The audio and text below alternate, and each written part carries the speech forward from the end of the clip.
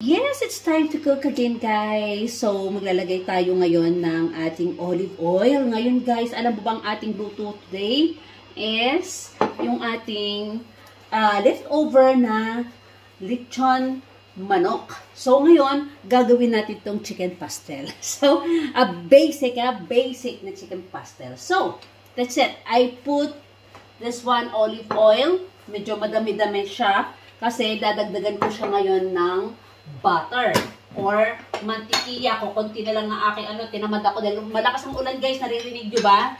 Naririnig nyo ba ang ating patak ng ulan sa labas? So, hindi ako makalabas-labas ngayon, guys. So, ayan.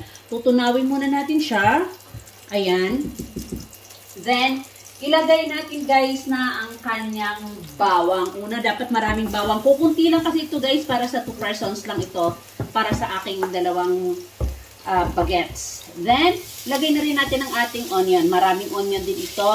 Maraming onion. Malaking sibuyas to na aking inilagay. Ayan. So, gisa-gisa lang natin siya ang bango dahil sa ating butter. Ayan. Gisa-gisa.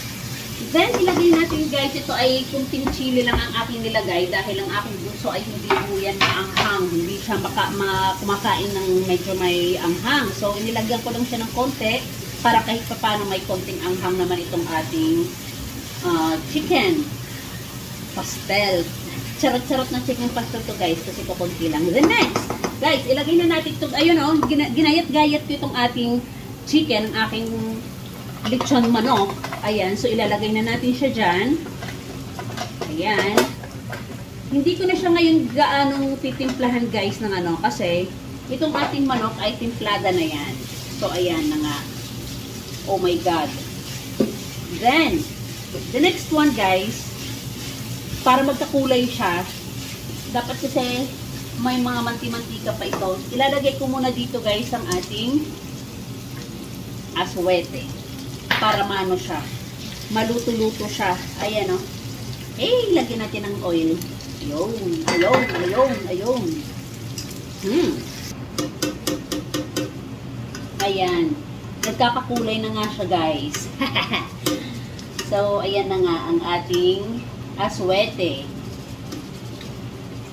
So, I think it's enough. Okay na itong ating aswete. Ayan, o. May kulay-kulay na ang ating chicken. So, mixed again para magkakulay na siya lahat. Pampakulay lang naman talaga itong ating diba, ang ating aswete. Ayan na nga.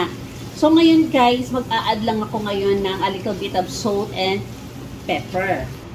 So maglagay ako ng salt at maglalagay din ako ng pepper. Ayan. Then lagyan ko lang to, guys, ng 1 teaspoon na brown sugar. Then, i-mix na natin. Oh my God. Ang bango.